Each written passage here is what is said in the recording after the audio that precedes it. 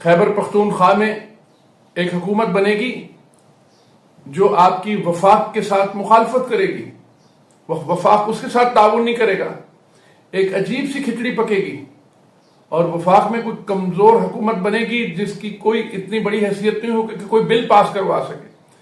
آپ دیکھیے گا یہ جوتوں میں دال بٹے گی، اور پارلیمنٹ اگر بنے گی بھی تو بڑی ایک لڑاکا اور جنگجو پارلیمنٹ جس میں سوائے لڑائی جھگڑے کے کچھ نہیں ہوگا۔ اور نقصان کس کا ہو رہا ہے؟ قوم کا۔ بلکہ نقصان میں یہ سمجھتا ہوں ہماری پاکستانی فوج کا بھی ہو رہا ہے۔ فوج بھی تو ہماری ہے، وہ ہماری ہی حفاظت کے لیے فوج بنائی جاتی ہے، اور جس ملک کی فوج کے پیچھے عوام نہ ہو، تاریخ گواہ ہے پھر وہ فوج اکیلے کچھ نہیں کر سکتی۔